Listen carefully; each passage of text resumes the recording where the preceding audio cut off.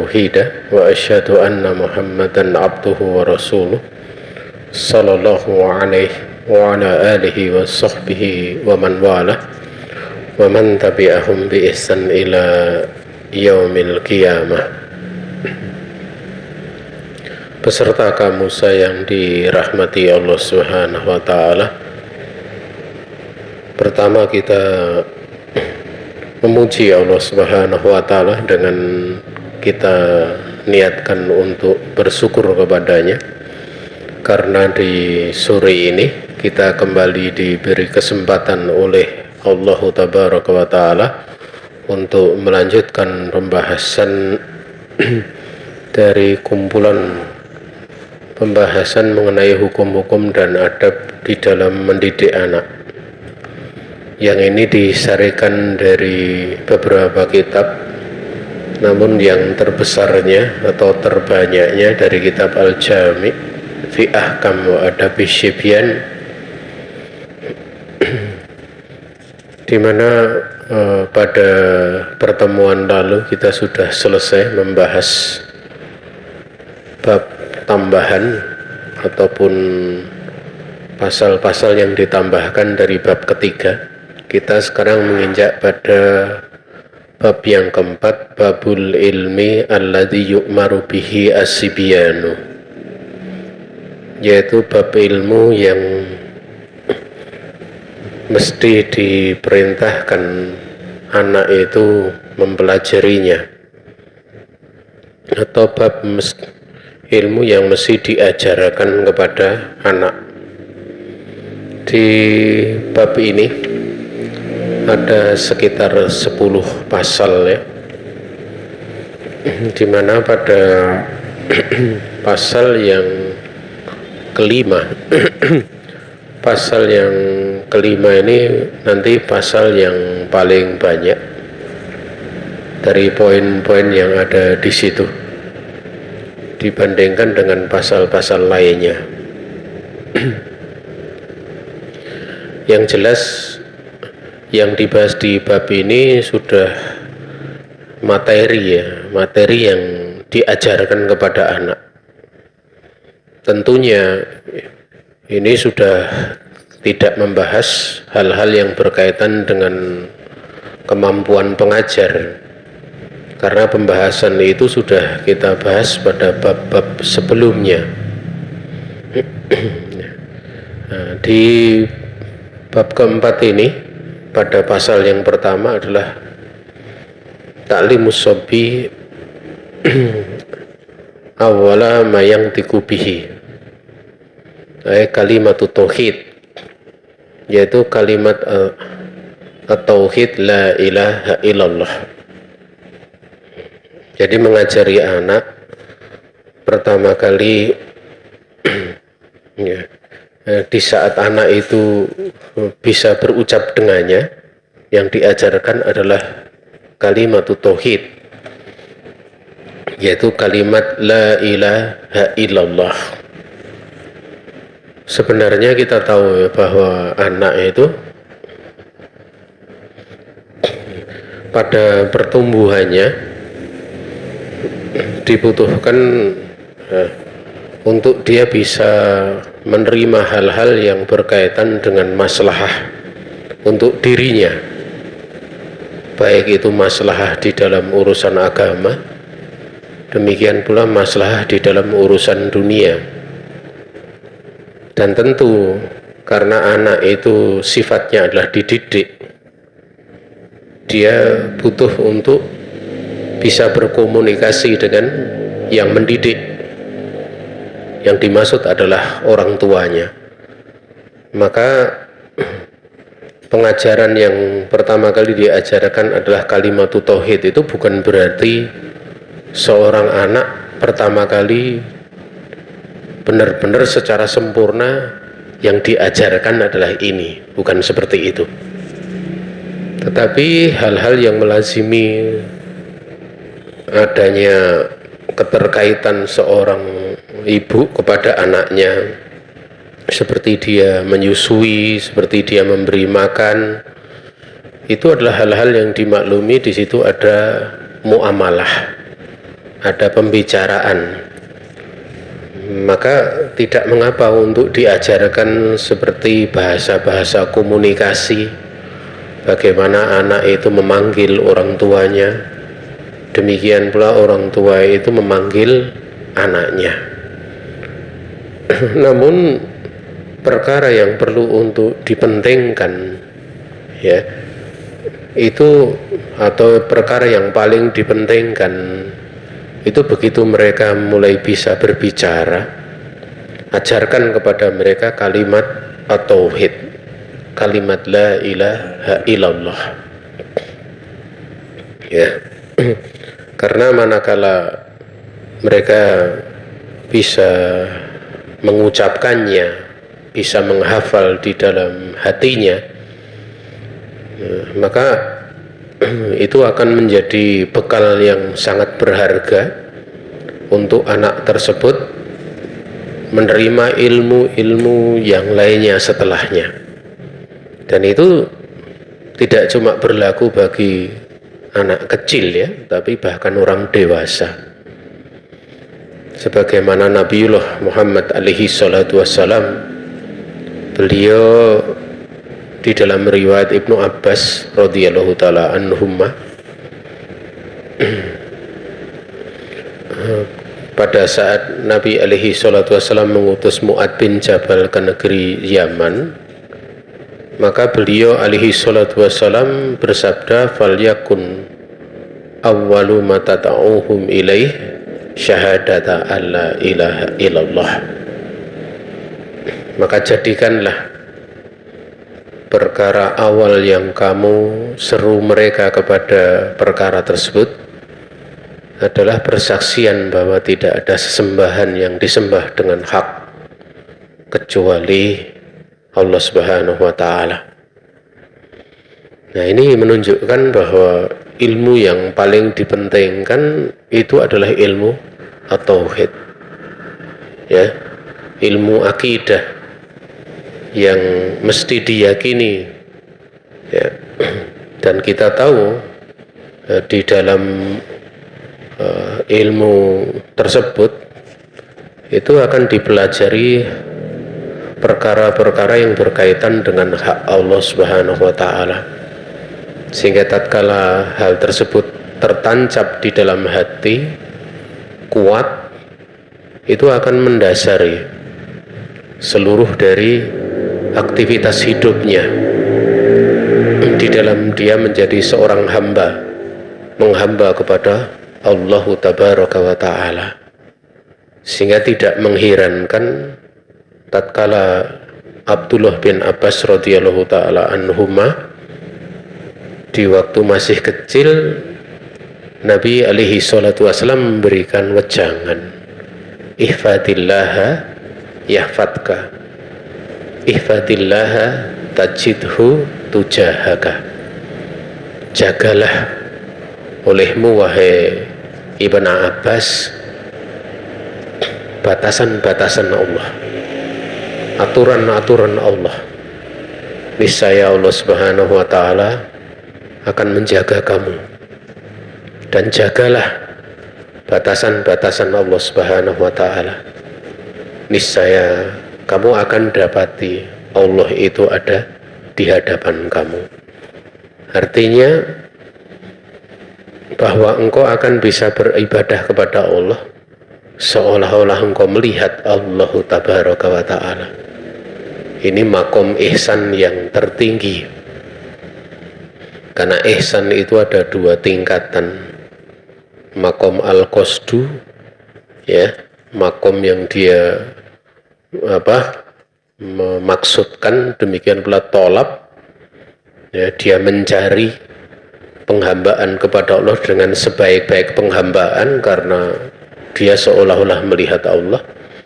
Dan makom yang di bawahnya itulah makom dia diawasi, dikarenakan fa'ilam takun taroh fa'innahu yarok. Kalau kamu nggak mampu melihat, seolah-olah ibadah itu melihat Allah, maka dia Allah Ta'ala itu zat yang maha melihat kamu, makom merasa diawasi sehingga takut untuk terjatuh ataupun berbuat kemaksiatan. Itu diajari tatkala Abdullah bin Abbas radhiyallahu taala anhuma masih kecil. Saudaraku kaum muslimin yang dirahmati Allah Subhanahu wa taala, di dalam isi kitab ini yaitu kitab Al-Jami' fi Ahkam wa Adabi Sibyan, itu ada beberapa riwayat yang disebutkan itu derajatnya lemah ya, bahkan maudhu ataupun palsu, seperti dijelaskan oleh Adz-Dzahabi di dalam kitab beliau Talkhisu Kitabil Maudhu'at, yaitu pada riwayat Al-Imam Hakim dengan sanadnya di mana beliau mengatakan hadza maudhu'un, sehingga pada riwayat tersebut nanti kita hanya baca saja dengan kita mengetahui kedudukannya. Yang pertama adalah dari Amr bin Su'aib, ini riwayatnya bisa dipakai. An abihi an jaddihi qala kana nabiyyu alaihi salatu wassalam idza afsahal gulamu min bani Abdil Muttalib allamahu hadhil ayah sab'a marratin. Dalam sebagian riwayat disebutkan 7 kali. Dari Amr bin Su'aib, dari bapaknya, dari kakeknya, dia berkata, Nabi alaihi salatu wassalam itu ketika ada seorang anak itu mulai fasih berbicara dari keturunan Abdul Muttalib, beliau akan mengajarkan ayat ini 7 kali, yaitu ayat di dalam surat Al-Isra ayat yang ke-111. Ayat tersebut berbunyi Alhamdulillahilladzi lam yattakhid walada walam yakul lahu syarikun fil mulki walam yakul lahu waliyyum minadh-dhul wa kabbirhu takbira. Segala puji hanya milik Allah Subhanahu wa taala, zat yang tidak menjadikan anak untuk dirinya dan tidak menjadikan pula untuknya itu serikat di dalam kerajaannya, dan tidak menjadikan untuk dirinya itu penolong sehingga dia Allah Ta'ala mesti menghinakan diri. Wa kabbirhu takbira, dan benar-benar besarkanlah Allah Tabaraka wa Ta'ala. Ayat ini adalah ayat yang Allah Subhanahu wa Ta'ala menyebutkan pujian bagi dirinya berkaitan dengan pensucian dirinya, di mana dirinya tidak menjadikan ada anak untuk dirinya. Maksudnya anak tentu adalah untuk diikutkan di dalam hal uluhiyah, untuk diikutkan di dalam penyembahan, ya, dan juga dari sisi rububiyahnya, di mana Allah Tabaraka wa Ta'ala mensucikan dirinya, tidak ada serikat di dalam kerajaannya. Artinya di dalam mengatur seluruh alam semesta ini, Allah Tabaraka wa Ta'ala dia tidak butuh serikat, tidak pula butuh penolong, ya. Dikarenakan kesempurnaan yang demikian itu, Allah Tabaraka wa Ta'ala memerintahkan untuk membesarkan Allah dengan sebenar-benar pembesaran. Wa kabbirhu takbira. Ini diriwayatkan oleh Ibnu Sunni dan juga Ibnu Abi Syaibah. Ibnu Abi Syaibah ini seorang ulama yang banyak mengumpulkan asar-asar dari para sahabat ridwanullahi alaihim ajmain. Kalau kita belajar hadis, itu kan nanti sumbernya itu di kitab hadis seperti Sahih Bukhari, Sahih Muslim ya, kemudian Sunan yang 4 ya, kemudian Musnad Ahmad dan kitab-kitab hadis yang lainnya.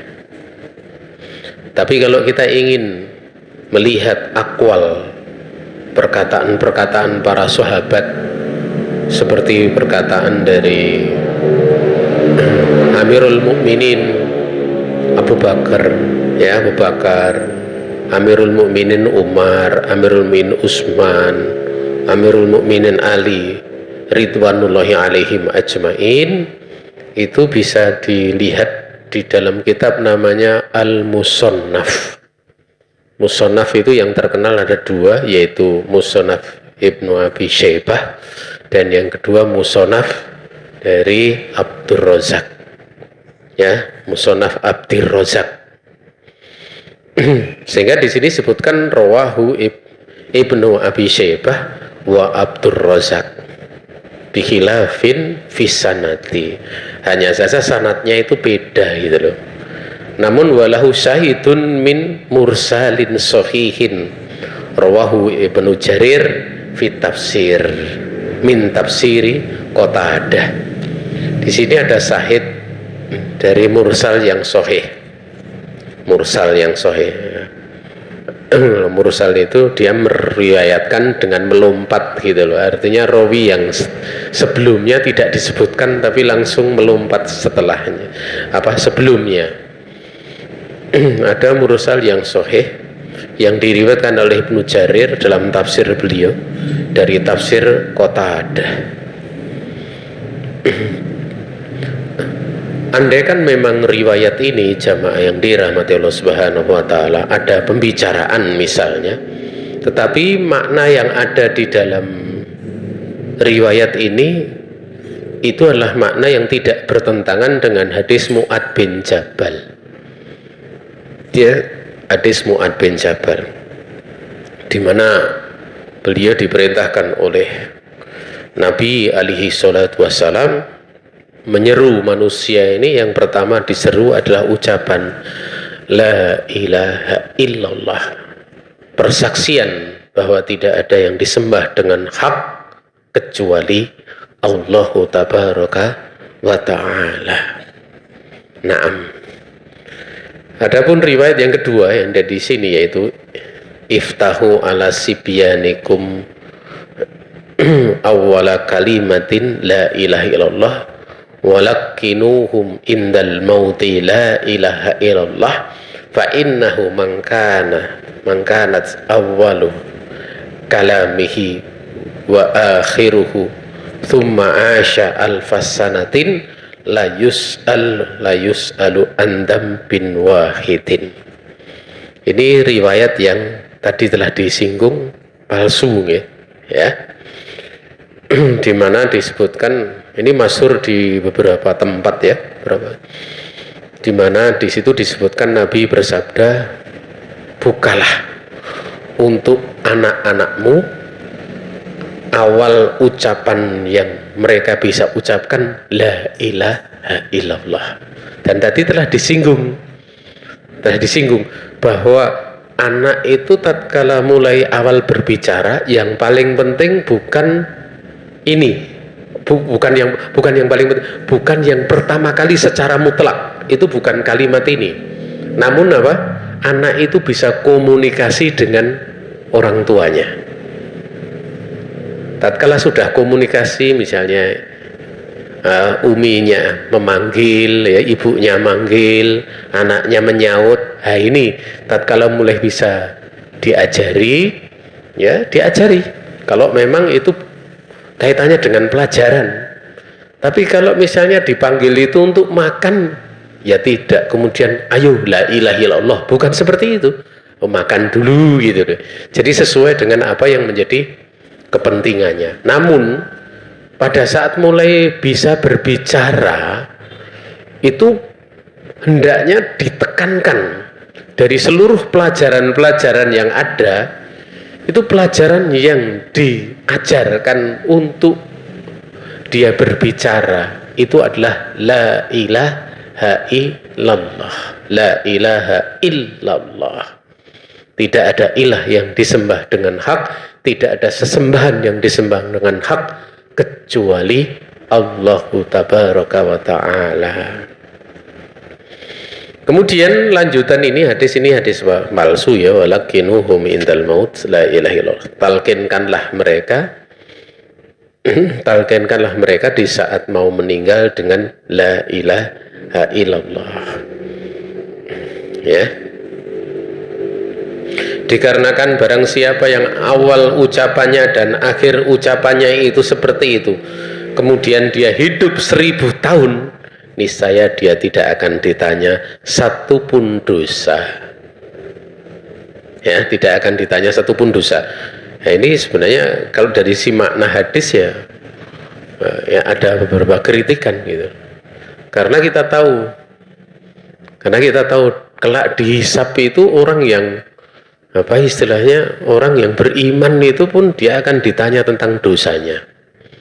Kecuali yang bigoiri hisab wala adab, yang tidak dihisab dan tidak diadab. Itu orang-orang yang humul ladina la yastarkun, ya, wala yaktawun, wala yatatayyarun, wala rabbihim yatawakkalun. Nah, kalau itu tingkatan tinggi itu orang-orang yang tidak minta ruqyah, orang-orang yang tidak melakukan pengobatan orang-orang yang tidak meyakini nasib buruk karena suara burung, dan orang-orang yang mereka hanya kepada Rabb mereka bertawakal. Nah, kalau ini tidak dihisab, orang-orang seperti ini tidak dihisab. Namun jumlahnya itu kalau dibandingkan umat Rasulullah dari zaman Nabi sampai hari kiamat, jumlahnya sangat sedikit. 70.000 ya. Ini orang-orang yang terpilih yang akan masuk surga dengan tanpa hisab dan tidak akan mendapatkan adab. Dan salah satunya adalah Ukasah radhiyallahu ta'ala anhu, seorang sahabat namanya Ukasah. Karena dia pada saat mendengar hadis itu, dia langsung berdiri dan kemudian mengatakan, ya Rasulullah, ut'ullaha an yaj'alani minhum, bukan ya, an yaj'alani minhum. Jadi dia waktu itu berdiri langsung minta kepada Nabi, ya Rasulullah, berdoalah kepada Allah agar Allah menjadikan aku bagian dari mereka. Nabi berdoa, kemudian setelah itu Nabi bersabda, anta minhum, kamu bagian dari mereka. Subhanallah, ini para sahabatnya ya, ngaji dengan Rasulullah, kemudian penerimaannya bagus, amalannya bagus, langsung minta kepada Nabi untuk didoakan. Tapi yang setelahnya, Nabi tidak mendoakan. Ada seorang laki-laki lain berdiri minta juga. Nabi bersabda, sabakoka Ukasah sudah mendahului kamu. Artinya kuotanya sudah habis, kuota doanya sudah habis. Ya, ini menunjukkan dalil orang pertama kali beramal itu mempunyai kedudukan. Walaupun kalau dari sisi pembahasan takdir itu kan takdir, tapi di situ tidak sekedar perkara tersebut, namun ada hal yang mana Allah Subhanahu wa ta'ala menghendaki dengan kehendak syariatnya, karena perkara tersebut menunjukkan bahwa disyariatkan orang untuk begitu bersemangat mendapatkan kebaikan, sehingga dia bisa mendapatkan bagian dari kebaikan tersebut ya, untuk tanafus, untuk berlomba, untuk musabakoh, untuk musaroah, untuk bersegera agar supaya dia mendapatkan kebaikan. Naam. Saudaraku kaum muslimin yang dirahmati Allah Subhanahu wa ta'ala, juga dari kisah Anas bin Malik. Anas bin Malik itu kan ibunya Ummu Sulaim radhiyallahu taala anhumah ya, dimana dulu ibunya itu beriman, Anas juga beriman. Wah, suaminya yaitu Abu Anas itu marah sampai istrinya dihajar, ditahan, tidak boleh pergi kemana-mana karena beriman kepada Nabiullah Muhammad alaihi salatu wassalam. Tapi beliau bersabar ya, sehingga ini dari Bani Nadir ya. An Ishaq ibni Abdillah ibni Abi Thalhah an jaddatihi Ummi Sulaim radhiyallahu taala annaha amanat bi Rasulillah alaihi salatu wassalam qalat faja'a Abu Anas wa kana ghaiban faqala asobauti qalat ma sobautu walakinni amantu bihadar rajul qalat faja'alat tulakkinu Anasan wa tuthiru ilaih qul la ilaha illallah qul asyhadu anna Muhammadan Rasulullah qala fa fa'ala qala fayaqulu laha abuhu la tufsiti alayya ibni fataqul inni la ufsiduhu qala fa kharaja Malik Abu Anas falaqiyahu atuwun faqatalahu falama balaghaha qatluhu qalat la jaroma la aftimu Anasan hatta yada'a sadaya hayyan al-athar. Ini di dalam kitab At-Tabaqatul Kubra Libni Sa'ad ya, la jaroma bermakna hakon ya, dari Ishaq bin Abdillah ya ibni Abi Thalhah, dari neneknya yaitu Ummu Sulaim radhiyallahu taala anha, bahwa beliau ini beriman kepada Rasulullah alaihi salatu wassalam. Kemudian Ummu Sulaim berkata ya, maka Abu Anas itu datang karena wakana ghaiban, sebelumnya itu dia pergi kan gitu. Maka kemudian Abu Anas itu marah kepada Ummu Sulaim, asobauti, kamu sudah berpindah agama, kamu sudah pindah agama ya. Kemudian Ummu Sulaim beliau mengatakan masobautu, aku nggak pindah gitu loh, padahal memang benar-benar pindah ya. Tapi mengatakan aku nggak pindah loh, aku nggak pindah agama gitu loh ya. Namun aku ini beriman terhadap lelaki ini, jadi aku nggak pindah agama, tapi aku iman gitu loh ya. Pada ini bahasa namanya bahasa apa, untuk memberikan udur gitu loh, agar supaya suaminya nggak memusuhi, nggak marah, nggak jengkel ya. Nek bahasa Jawa ini kadang aku kira ngono kuwi ning, nah gitu loh, aku kira ngono kuwi tapi gitu loh, mirip seperti ini gitu loh ya. Itu biasa di dalam bahasa Arab juga ada gitu, bahasa Jawa yono, bahasa Indonesia juga ada. Kemudian Ummu Sulaim berkata, faja'ala tulakkinu Anasan, beliau sendiri yang berbicara tapi dinggoibahkan. Ini biasa seperti itu, dinggoibahkan seperti itu ada biasa. Terkadang ada seperti Abdullah bin Abbas dulu pada waktu menceritakan hadis, beliau itu menceritakan peristiwa dirinya sendiri gitu, tapi beliau katakan huwa, dengan kata huwa, goib, padahal dianya sendiri, bukan mengatakan ana. Karena ini amal soleh itu kalau diceritakan kadang repot gitu loh. Tapi kalau dia ceritakan dalam bentuk dia, itu kan bukan dirinya sendiri gitu loh. Nah ini para pendahulu kita itu masya Allah ya, faja'ala tulakkinu Anasan, maka beliau menjadikan mentalkin Anas, artinya ditalkin dengan apa? La ilaha illallah wa tisiru ilaih, dan mengisyaratkan kepadanya dengan mengucapkan kul, ayo kamu ucapkan la ilaha illallah. Anas masih kecil ya, la ilaha illallah. Walaupun mungkin mengucapkan la ilaha illallah untuk anak kecil belum begitu paham gitu. Nanti kalau sudah hafal diajari maknanya gitu loh. Katakan asyhadu anna Muhammadan Rasulullah. Katakan bahwa saya bersaksi bahasanya Nabi Muhammad alaihi salatu wasallam utusan Allah. Qala fa fa'ala. Dia berkata, maka dia pun kemudian melakukannya.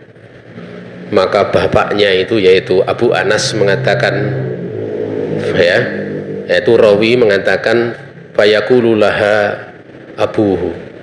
Maka bapaknya Anas berkata kepada Ummu Sulaim, istrinya, la tufsidi alayya ibni. Kamu itu jangan ngerusak anakku. Jangan bikin kerusakan atasku pada anakku. Kamu jangan ngerusak gitu loh. Mau diajari kalimat la ilaha illallah untuk bersahadat dituduh ngerusak gitu loh. Maka istrinya dengan cerdas menjawab, inni la ufsiduhu. Aku kira enggak ngerusak gitu loh. Aku kira ngerusak. Saya enggak bikin rusak. Maka waktu itu ini karena cerita ya, jadi sifatnya langsung meloncat-loncat. Kalau setelah ini sebenarnya itu suaminya marah, akhirnya sampai dihajar. Tahu dihajar? Hajar itu tidak boleh berhubungan dengan ini ditahan, kayak di penjara. Enggak di penjara. Saking jengkelnya. Setelah berlalu masa, yaitu bapaknya Anas bin Malik, yaitu Malik Abu Anas, itu pergi keluar. Diterangkan di dalam sebagian riwayat pergi ke Syam. Nah, di sana kemudian dia bertemu dengan musuh. Musuhnya itu kemudian membunuh dia.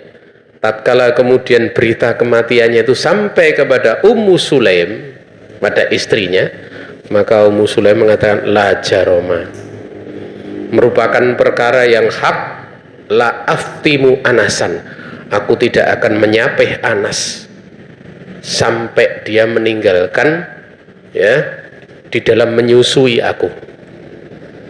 Jadi dia tidak mau menyapih, mau lebih dari 2 tahun 3 tahun, pokoknya sampai benar-benar Anas itu ndak menyusu, bukan disapih tapi sampai meninggalkan sendiri. Nah, ini menunjukkan boleh menyusu lebih dari 2 tahun ya, 2 tahun itu boleh gitu ya. Ya. Nah, saudaraku kaum muslimin yang dirahmati Allah Subhanahu wa taala, di sini Masya Allah ya, ada pelajaran yang sangat berharga bagaimana untuk anak itu diajari dengan kalimat la ilaha illallah. Berarti kalau kita lihat apa yang dilakukan oleh Ummu Sulaim kepada putra beliau, padahal beliau mengatakan la aftimu Anasan, aku ndak akan menyapih, berarti itu masih kecil. Masih kecil ya, masih kecil. Dan waktu itu setelah sekitar umur 10 tahun ya, kan Rasulullah datang ke Madinah itu banyak mendapatkan hadiah, banyak mendapatkan hadiah. Sementara Ummu Sulaim itu tidak punya hadiah yang diberikan kepada Nabi. Maka beliau kemudian membawa Anas bin Malik, aku tidak punya hadiah yang bisa aku hadiahkan kepada engkau ya Rasulullah. Aku hadiahkan anak ini untuk menjadi pelayanmu, menjadi pelayan ya. Dan pelayan Nabi yang paling terkenal ini Anas bin Malik, paling terkenal itu Anas bin Malik ya. Kalau Ibnu Abbas radhiyallahu ta'ala anhuma itu bukan menjadi pelayan Nabi ya, tapi beliau kan statusnya itu adalah keponakan dari istri Nabi, artinya ya keponakannya Nabi gitu loh kan gitu ya, keponakan dalam satu sisi keponakan, tapi dalam satu sisi juga beliau ini adalah saudara sepupu Nabi walaupun masih kecil gitu loh. Karena putra dari Abbas. Abbas ini paman Nabi. alaihi salatu wassalam. Enggak, jamaah yang dirahmati Allah Subhanahu wa taala, walaupun keduanya juga sama-sama belajar kepada Nabi, melayani Nabi gitu loh. Anas melayani Nabi, kemudian Abdullah bin Abbas radhiyallahu taala anhuma juga melayani Nabi. Ya. Dan kedua-duanya menjadi ulama besar dari kalangan para sahabat. Menjadi rujukan umat. Ya. Jadi rujukan umat. Anas banyak meriwayatkan hadis, demikian pula Abdullah bin Abbas juga meriwayatkan hadis, namun beliau lebih dominan di dalam ilmu tafsir, demikian pula fikih. Ya. Ya. Jamaah yang dirahmati Allah Subhanahu wa taala, balik pada resum kalian. Ya, dari riwayat Kana Ali ibnu Al-Husain rahimahullahu taala. Ini bukan Ali bin Ali, ini cucu dari Ali radhiyallahu taala anhu. Kana Ali ibnu Al-Husain rahimahullahu taala yu'allimu waladahu yaqul qul amantu billah wa kafartu bitaghut. Ya. Kebiasaan Ali bin Husain rahimahullah ta'ala, beliau mengajari putranya, beliau berkata, katakanlah aku beriman kepada Allah dan aku kafir kepada Taghut. Taghut itu dia adalah segala sesuatu yang memalingkan peribadatan kepada selain Allah Subhanahu wa ta'ala, dan merupakan perkara yang salah ya. Taghut kemudian diarahkan kepada penguasa. Jadi penguasa nggak menerapkan hukum Islam, taghut. Nah, ini orang nggak belajar fikih namanya. Ya. Tentang pembahasan taghut itu ada kutip tersendiri ya. Ya, ada kutip tersendiri, dan di situ ada rincian-rincian ya, ada rincian pembahasan ya. Ya, makanya kalau pembahasan taghut itu biasanya kalau yang sering istilahnya bahas kayak gitu, dikit-dikit nanti arahnya mesti langsung yang tidak tepat ya. Makanya penting belajar namanya kitab Al-Usulus Sittah, supaya kita mengetahui ya pembahasan perkara tersebut dengan penjelasan para ulama, agar tidak kemudian nanti menafsirkan ayat itu dengan pikirannya sendiri gitu. Karena kalau nafsirkan ayat pakai pikirannya sendiri, berarti dia seperti nabi gitu. Karena mikir dewi gitu. Padahal kalau nabi itu nggak mikir dewi, dia dapat wahyu. Lah kalau misalnya yang lainnya nafsirkan sendiri, dia dapat wahyu dari mana? Bukan wahyu tapi wangsit ya.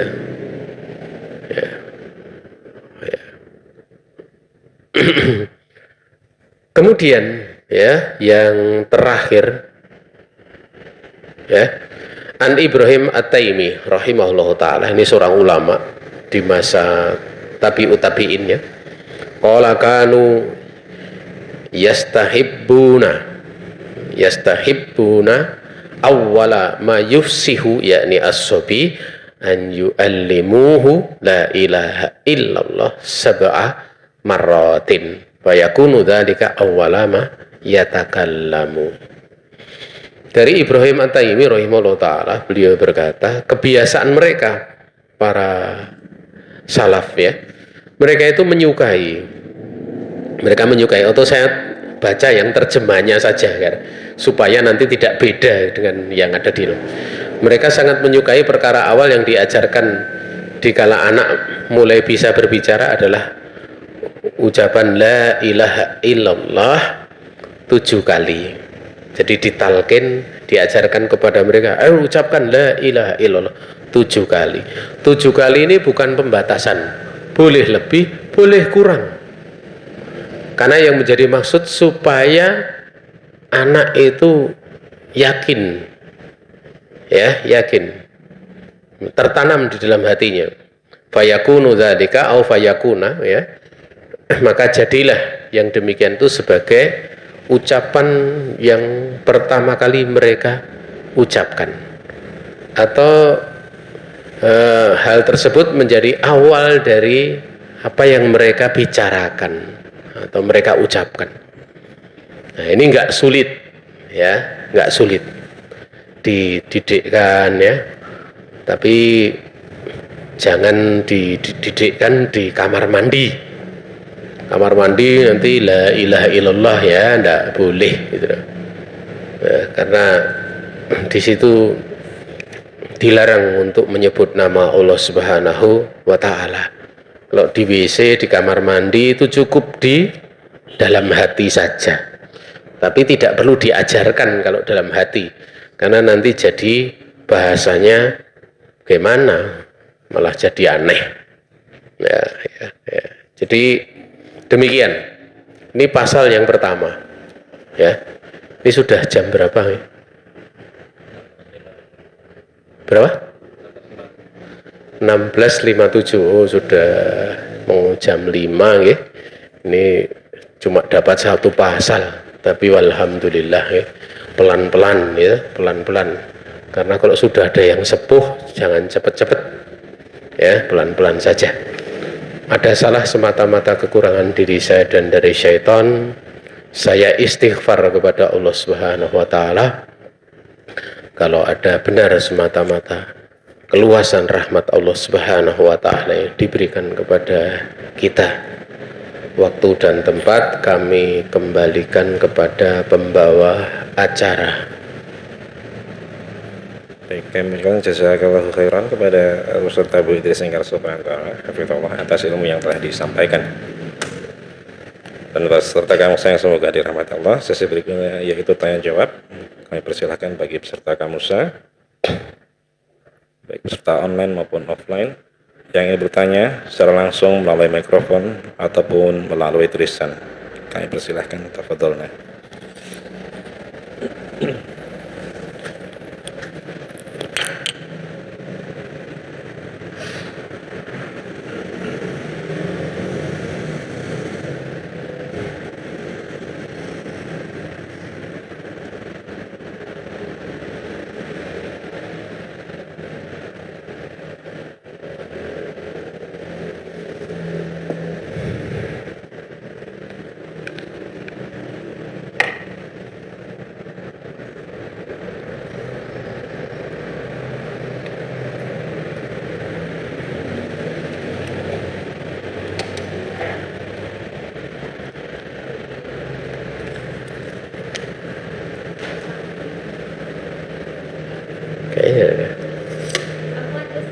Oh ya, ya. Ketika seorang anak kecil yang belum tamyiz, istilahnya masih belum paham tentang baik benar atau buruk, dia disekolahkan di istilahnya sekolah Montessori. Jadi itu banyak berbagai macam istilahnya campuran semuanya, Ustaz. Ada yang agama ini, ada agama itu, dan itu apakah akan mempengaruhi akidah dia nanti kelak ketika dia terus di situ, dan bagaimana cara untuk istilahnya membacking dari rumah untuk bisa membentengi hal itu. Nah, diterangkan bahwa awalul ilm itu as-samt. Jadi awal ilmu itu diam, tsummal hifdz, tsumma sam'u, kemudian mendengar, tsummal hifdz, tsummal fahmu. Jadi awal ilmu itu dia adalah diam. Kemudian yang kedua adalah mendengar. Setelah mendengar itu secara otomatis akan hafal, dan setelah hafal dia akan mulai bisa memahami. Karena akal kita tuh sifatnya seperti itu. Tatkala misalnya akal kita itu akal itu kan pintunya banyak, atau hati itu pintunya banyak, laf, lesan, pendengaran, ya. Sehingga kalau misalnya diam, seorang diam, ya, itu kan dia akan mendengar sesuatu, bisa mendengar sesuatu dengan baik. Misalnya suara motor, ya, suatu motor. Oh, suara motor itu seperti itu. Begitu terdengar, mesti di dalam batin itu terekam. oh suara motor tuh kayak gitu. Kalau nanti dengar suara burung, dia tidak akan mengatakan itu suara motor, tapi suara burung gitu. Ya, suara itu akan terekam, kemudian mesti akan bertanya atau tatkala dikasih tahu itu motor. Nah, akhirnya bersamaan dengan pendengaran terhadap suara motor, kemudian orang tua mengatakan itu suara motor, kemudian matanya lihat, oh motor itu kayak gitu, motor itu bukan kebu, motor itu bukan kakinya 4, tapi motor itu ditumpaki orang, ada orangnya, naik bisa banter gitu. Itu terekam dengan matanya, sehingga di dalam hati kalau ada ngeng, wah itu otomatis langsung hafal dan mulai paham.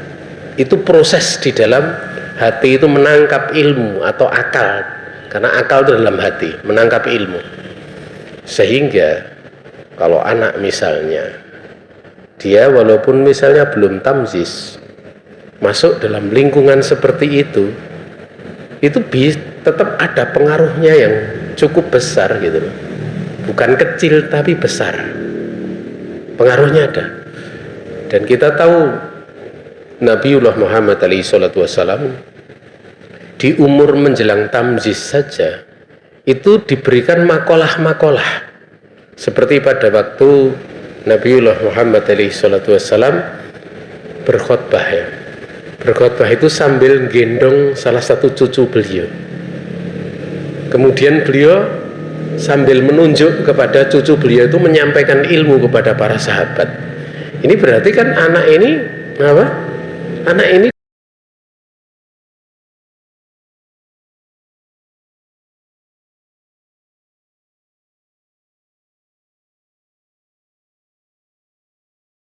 dengar, dan ada yang mendengar itu ya, pengaruhnya itu seperti ada sebagian sahabat dia mendengar itu dalam posisi umur masih 1 tahun, umur 1 tahun ya. Kemudian Nabi meninggal di saat dia masih umur lebih sedikit dari 1 tahun. Itu salah satu putra dari Abu Bakar As-Siddiq yang masih kecil waktu itu. Menjelang Nabi meninggal, Abu Bakar As-Siddiq itu punya putra, itu umurnya masih 1 tahun ya. Sehingga oleh para ulama dikatakan ini di dalam meriwayatkan hadis mesti dia mursal hadisnya. Artinya mursal itu dia mesti mengambil dari sahabat lain. Kalau dia menyebut dari Nabi langsung, tentu ini mursal nanti derajatnya, mursal sahabi, karena dia mendengar dikala masih umur 1 tahun ya. Namun di waktu dewasa, sahabat ini meriwayatkan satu hadis, itu hadis peristiwa tentang beliau sendiri, meriwayatkan, dan dia langsung mengatakan Rasulullah demikian. Apakah ini beliau sudah bisa menghafal atau memahami sementara umur 1 tahun? Diterang oleh para ulama, enggak, belum bisa memahami. Tapi bisa jadi kemungkinan yang paling besar setelah beliau dewasa dikasih tahu oleh bapaknya, oleh saudaranya, oleh temannya bahwa dulu kamu seperti ini, sehingga dia meriwayatkan karena dia pelakunya sendiri. Ini menunjukkan bahwa apa yang terjadi walaupun umurnya itu belum tamyiz, berkaitan dengan ilmu, ada pengaruhnya. Ada pengaruhnya. Walaupun kalau secara ilmu hadis namanya itu mursal sahabi nanti. Ya. Nah, oleh karena itu ya kalau seperti itu bentenginya gimana? Ya bentenginya susah. Karena ada di situ gitu loh. Ada di situ. Yang paling bagus ya dia diberikan bi'ah ya, lingkungan yang baik. Dia belajar di tempat yang bagus, dalam suasana yang bagus, karena kita tidak tahu ya bahwa perbuatan yang dilakukan dikala belum tamyiz itu kita tidak tahu nanti pengaruhnya di waktu besar. Apalagi kalau pada orang yang menyekolahkan ada hal-hal yang Allah Maha tahu. Terkadang dia menganggap itu lebih baik dibandingkan diajari apa? Pelajaran-pelajaran agama. Terlintas seperti itu dan teryakini seperti itu dalam kondisi tertentu, itu bisa berpengaruh Ya, walaupun tentu lintasan hati kan pada diri seorang itu kan bisa bolak-balik gitu. Ya, tapi kita tidak tahu. Ya, makanya perlu untuk dalam perkara tersebut berhati-hati, untuk berhati-hati. Ya. Dan memang untuk anak kecil itu paling bagus ya kecil di menghafal Al-Quran. Sebenarnya kalau kita lihat di TV itu kan ada TV itu lomba-lomba hafalan Quran itu ya. Kita lihat ada anak kecil udah hafal Quran berapa misalnya, hafal Quran yang dulu Musa itu berapa? Itu sebenarnya ada di pondok lain itu yang mana belum balik sudah hafal Quran tuh anak-anak kecil-kecil tuh banyak juga. Namun memang pondoknya itu tidak memperbolehkan santrinya itu untuk lomba. Itu ada satu pondok pesantren seperti itu. Jadi artinya di situ memungkinkan gitu loh, memungkinkan. Ya. Memungkinkan di masa saat ini memungkinkan. Ya, mungkin. Ya. Termasuk misalnya ya kalau nanti kecil udah hafal, gede itu nanti bisa mungkin kokoh hafalannya. Dan kokoh hafalannya itu ya dulu saya kayak nggak yakin itu ada orang hafal Quran membaca dites dari awal sampai akhir nggak jatuh satupun huruf misalnya, tapi nyatanya ada sampai saat ini masih ada orang-orang seperti itu yang dites dari pagi sampai malam bacaannya sehari tanpa jeda, paling makan minum sholat ya hafalan itu disemak nggak ada jatuh satu huruf, itu ada yang 30 juz mungkin namanya. Nah ini karena dari kecil sudah dibiasakan seperti itu gitu ya. Wallahu ta'ala. Yang jelas ada pengaruhnya ya, ada pengaruhnya. Caranya membentengi gimana ya? Cara membentenginya kalau memang tidak mampu untuk berpindah ya tetap diberikan peringatan-peringatan, tetap diajari sesuatu yang istilahnya yang baik kepadanya. Hanya saja memang ngajari seperti itu di satu sisi di sini diajari ini, di satu sini diajari ini, bikin anak bingung misalnya. Bikin bingung ya, bikin bingung. Wallahu ta'ala a'lam. Mungkin demikian ya.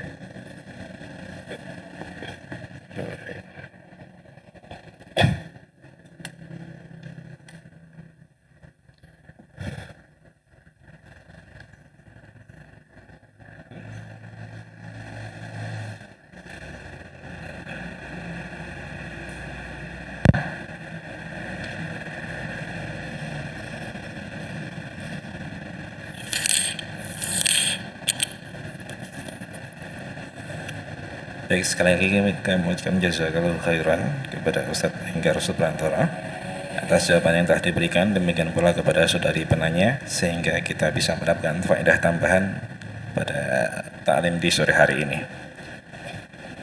Para peserta kami yang semoga dirahmati Allah Subhanahu wa taala. Kita masuki sesi berikutnya, yaitu penutupan. Sebelum ditutup, saya selaku membawa acara, demikian pula mewakili rekan-rekan panitia. Apabila terdapat banyak kekurangan dalam penyelenggaraan taklim di sore hari ini, kami mohon maaf yang sebesar-besarnya. Kita mohon taufik kepada Allah Subhanahu wa taala agar kita bisa mengamalkan apa yang sudah kita pelajari. Kita akhiri taklim pada sore hari ini dengan doa kafaratul majlis. Subhanakallahumma wa bihamdik, asyhadu an la ilaha illa anta, astaghfiruka wa atubu ilaik. Wassalamualaikum warahmatullahi wabarakatuh.